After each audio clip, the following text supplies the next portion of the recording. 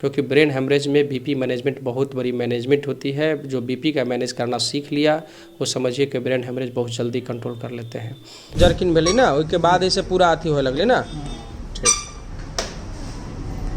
वैसे पेशेंट जो रियल में असहाय है, जिसके पास साफ साफ पैसे नहीं हैं, वैसे पेशेंट को हम लोग फ्री में करने के लिए तैयार हैं। क्योंकि अगर सिस्टम को सबको फ्री करने लगेंगे तो हमारा सिस्टम आगे नहीं बढ़ पाएगा। एक से एक आधुनिक मशीन आती है, एक से मेहनत करके बहुत सारे डॉक्टर को अरेंज करना पड़ता है। देखिए, बहुत लोग के अवेयरनेस नहीं है कि हमको जाना कहाँ है। बहुत सारा जगह दलाली सिस्टम शुरू हो गई है। इस कारण से मरीज़ लोग को डेविएट कर रहा है गाँव देहात के लोग, इसलिए अच्छे जगह पर पहुंच नहीं पाते हैं, है ना। आज के डेट में जैसे जज साहब का हमसे जान पहचान नहीं होती तो आज ये भी पेशेंट इस दुनिया में नहीं रहते। चारों तरफ से इलाज करवा कर थक गए थे जी लास्टली डॉक्टर राजीव खुराना के पास पहुंचे आप लोग। जी सर। सही हो गई है, अच्छा लग रहा है? जी सर, अच्छा लग रहा है। अच्छा लग रहा है। नमस्कार, इस वक्त हम मौजूद हैं एक डॉक्टर के पास में जिनका नाम है डॉक्टर राजीव खुराना। कोरोना के समय में भी बहुत चर्चित हुए थे। एक एक से बड़ी बड़ी हस्तियों का इन्होंने इलाज किया था। घर बैठे फ़ोन के माध्यम से इन्होंने इलाज किया था और इंस्ट्रक्शंस दिया था। IGIMS के ex resident doctor Rajiv Khurana है जिनसे बातचीत करेंगे और जानेंगे कि आज ये किसको बचाए हैं। और इनका सीतामढ़ी में और इनका अपना भी हॉस्पिटल चलता है जहाँ पे गरीब बेसहारों का इलाज होता है। जिनके पास कोई सहारा नहीं होती है उनके इलाज ये करते हैं। खास करके गरीब तबके को लोगों का बहुत ध्यान रखते हैं और उनका सहायता बहुत करते हैं। तो जानते हैं, इनसे बातचीत करते हैं आखिर इतनी मोटिवेशन कहाँ से लाते हैं अपने अंदर। कैसे हैं सर आप? हाँ एकदम नमस्कार, मैं ठीक हूँ, है ना। जैसे कोरोना के टाइम से आप बहुत लोगों का इलाज किए थे, फ्री ऑफ कॉस्ट किए थे, फ़ोन के माध्यम से किए थे, घर बैठे सबका इलाज किए थे जहाँ पे एक दूसरे से इलाज कराना असंभव था। उस कंडीशन से आप समय से आप इलाज करते हुए आ रहे हैं और अभी तक गरीब बेसहारों का इलाज कर रहे हैं और वैसे लोगों का फ्री में इलाज करते हैं। ये सब मोटिवेशन कहाँ से लाते हैं और क्यों करते हैं ये सब आप? देखिए, हमारे परिवार में मेरे पिताजी शिक्षक थे, 4 भाई है और नाना जी हमारे हेड मास्टर है। तो उन्होंने पचपच हाई स्कूल के हेड इंचार्ज थे। तो उन्होंने हम लोग को सिखाया कि अगर हम एक आँख कान जाँच दे तो 5 हाई स्कूल का है सो फंड है सो कहीं से कहीं चला जाएगा। लेकिन पैसा तो हम कमा लेंगे, लेकिन रिटायरमेंट के बाद है सो हम इज्जत नहीं कमा पाएंगे। जो लोग हमारा रिस्पेक्ट करते हैं उसका रिस्पेक्ट नहीं मिल पाएगा। क्योंकि 2 नंबर का पैसा कमाने वाले को ज़्यादा दिन रिस्पेक्ट नहीं रहती है। जब तक पावर में रहती है, जब तक है सो वो वैल्यू रहता है। लेकिन एक इंसानियत के नाते अगर कोई आदमी किसी को हेल्प करता है तो उसका रिटर्निंग आता है।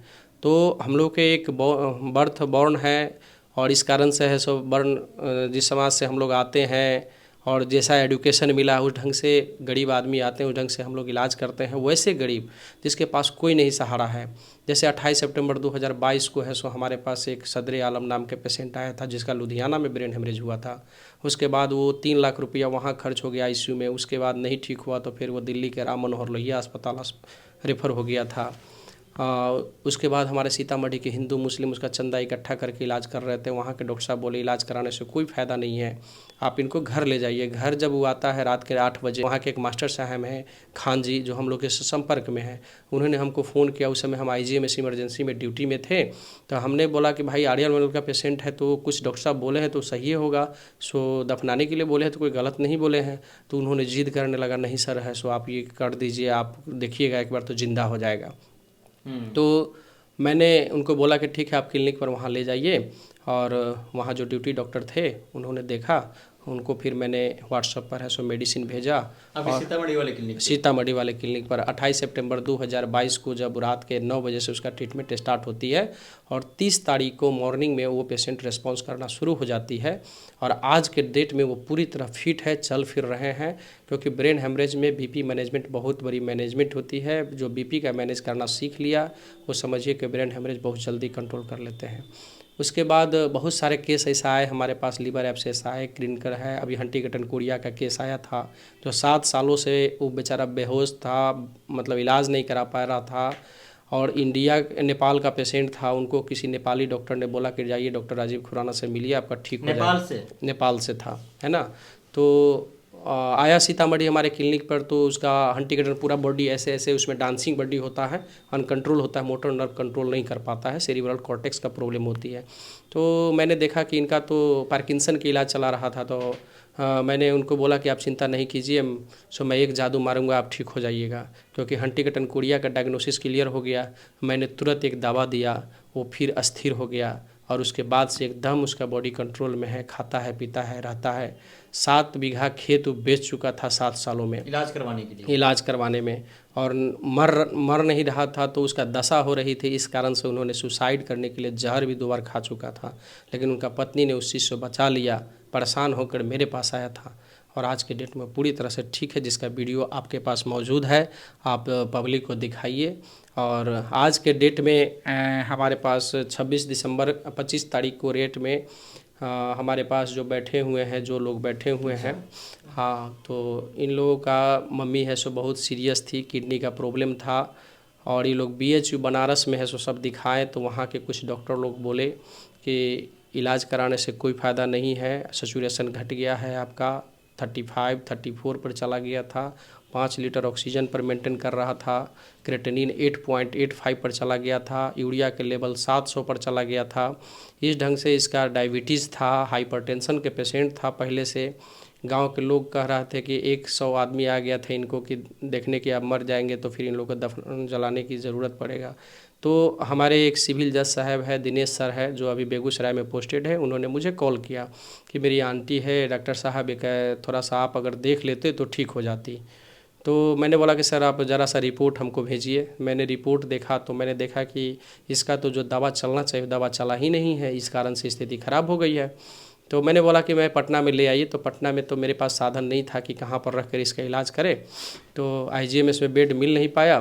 तो इस कारण से है सो मैंने है सो इनको अक्सा हॉस्पिटल, यहाँ पर है सो डॉक्टर नंदलाल सर है, तो उन्हीं का अक्सा हॉस्पिटल में मैंने यहाँ एडमिट कराया, और आज के डेट में पेशेंट पूरी तरह से ठीक है ना। हॉस्पिटल काफ़ी अच्छा रन कर रहा है, और वो व्यवस्था होने के चलते है सो यहाँ पर आज के डेट में ठीक होकर जा रही है। तो सब बात कर लेते फिर आते हैं आपके पास। पहले आप लोग कहाँ इलाज करवा चुके थे? पहले बनारस में साईं हॉस्पिटल है कोई, वहाँ पर लेकर के गए थे हम लोग। तो वहाँ से मतलब कि परिस्थिति ठीक नहीं थी, वहाँ से लेकर के मतलब डिस्चार्ज हो गए थे हम लोग कि पेशेंट बचने के। क्या था? जैसे कि उनका किडनी में कुछ था, कुछ लोग डॉक्टर लोग बोले कि हार्ट प्रॉब्लम था। सही कोई पकड़ नहीं नहीं, सही कोई नहीं पकड़ पा रहा था। तो उनको क्या काम की कि हम लोग के पेशेंट को लेकर के गाँव पर आए, कोई मतलब सुधारे नहीं था बनारस में। वहाँ से लेकर के आने के बाद सब लोग रिलेशन के जो व्यक्ति थे सब लोग आए, गांव भर के सब लोग आए कि अब मतलब बचने की संभावना में नहीं है। फिर इसी बीच में एक है मेरे भाई साहब, डॉक्टर राजीव खुराना से कैसे संपर्क हुई आपकी? वहीं बता रहे हैं कि जैसे कि एक भाई साहब हैं, जज हैं, वहीं मैं सर को नंबर मतलब जैसे भी संपर्क से मिला हुआ, तो वहीं फिर आए थे मिलने के लिए। वो भी सर आए थे मिलने के लिए, देखे कि इस तरह की परिस्थिति है, तो फिर राजीव सर से संपर्क किए। उसके बाद इनके यहाँ नंबर हुआ, ऐसे ऐसे मतलब। डॉक्टर साहब की इलाज से खुश हैं आप लोग? बिल्कुल अच्छी है पेशेंट। पेशेंट कौन है आपकी? ये आंटी लगती है। अब ठीक है आंटी आपकी? बिल्कुल ठीक है। आप कौन हुए? हम उनके लड़का हैं। आप उनके बेटे हुए। चारों तरफ से इलाज करवा कर थक गए थे, जी sir. Lastly doctor Rajiv Khurana के पास पहुंचे आप लोग। जी अब सर। सही हो गई है, अच्छा लग रहा है? जी सर, अच्छा लग रहा है। अच्छा लग रहा है। जी सर। डॉक्टर राजीव खुराना के बारे में क्या कहना चाहिएगा? इनके लिए मैं हाथ जोड़ रहा हूँ, मेरे लिए भगवान है सर। चलिए, आपको परिवार भी भगवान मान रहे हैं? जी जी जी। नहीं, अक्सा हॉस्पिटल है, अभी नया हम लोग शुरुआत करवाए हैं यहाँ पर, और धीरे धीरे हम लोग बहुत व्यवस्था यहाँ देने जा रहे हैं, जिसमें गरीब लोगों का भी इलाज होगी, है ना। तो बहुत सारे गरीब लोग, असहाय पीड़ित लोग हैं, सो अननेसेसरी ट्रीटमेंट के चलते बर्बाद होते, ये भी पेशेंट नहीं बचती। बहुत लोग सही समय पर सही जगह पर नहीं पहुंच पाते, जिसके वजह से उनके काफ़ी सारे पैसे को नुकसान हो जाती है। लोग अपना गहना बेच देते हैं, ज़मीन बेच देते हैं, कर्ज ले लेते हैं कहीं कहीं से, फिर भी उनका बीमारी सही नहीं हो पाता, अभी कर्ज के बोझ दबे रहते हैं। उन जो पेशेंट है उनको क्या कहना चाहिएगा, जो उस टाइप के मरीज हैं? देखिए, बहुत लोग के अवेयरनेस नहीं है कि हमको जाना कहाँ है, बहुत सारा जगह दलाली सिस्टम शुरू हो गई है, इस कारण से मरीज लोग को डेविएट कर रहा है गांव देहात के लोग, इसलिए अच्छे जगह पर पहुंच नहीं पाते हैं, है ना। आज के डेट में जैसे जज साहब का हमसे जान पहचान नहीं होती, तो आज ये भी पेशेंट इस दुनिया में नहीं रहते, है ना। तो सही समय पर सही डॉक्टर के पास पहुंच जाते हैं, अननेसेसरी ट्रीटमेंट से बचना चाहिए। जैसे इनका जो स्थिति था, जब ये आए थे तो 35% ऑक्सीजन सेचुरेशन था, अनकॉन्शस थी, 10 दिन से लेटरिंग नहीं हुआ था, यूरिया के लेवल भाग गया था, 700 पर चला गया था, क्रेटिनिन 8.85 पर चला गया था, बॉडी स्वेलिंग हो गई थी। जब यहाँ आया तो दूसरे जगह रहता तो इनको ICU में डाल देता और 10,000 रुपया पर डे के हिसाब से लेता, लेकिन यहाँ आने के बाद मैंने बोला कि ICU की वैसा ज़रूरत नहीं है, मैं दावा देता हूँ ठीक हो जाएगी। और आज के डेट में यहाँ चीफ एंड बेस्ट डेट में है, सो यहाँ पर अभी ठीक हुए हैं। लास्ट सवाल एक और लेते हैं आपसे। मान लीजिए अगर किसी को इलाज करवाना हो जिसके पास पैसा नहीं है, तो आपसे वो कैसे संपर्क करेंगे? क्या आप उनका भी इलाज फ्री ऑफ कॉस्ट करेंगे?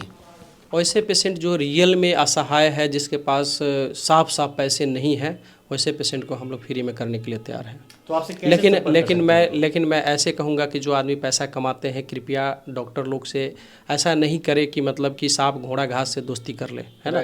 क्योंकि अगर सिस्टम को सबको फ्री करने लगेंगे तो हमारा सिस्टम आगे नहीं बढ़ पाएगा। एक से एक आधुनिक मशीन आती है, एक से मेहनत करके बहुत सारे डॉक्टर को अरेंज करना पड़ता है। अच्छे लोग सब आएंगे डॉक्टर, तो उसका मैनेजमेंट नहीं दे पाएंगे, तो फिर अच्छे डॉक्टर नहीं मिलेंगे तो फिर ट्रीटमेंट अच्छा नहीं हो पाएगा। इसलिए वैसे गरीब आदमी जिसके पास प्योर पैसा नहीं है सही में, उसके लिए फ्री ऑफ कॉस्ट हम कर लेंगे।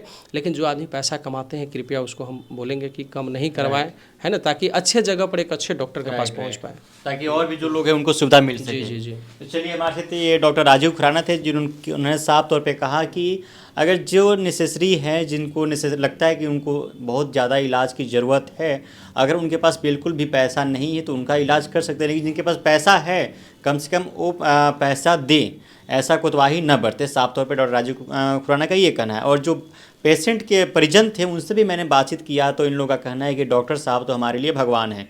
और वाकई ये भगवान है। कोरोना के समय से भी काफ़ी लोगों का इलाज किए हैं, बहुत लोगों को बचा लिए हैं।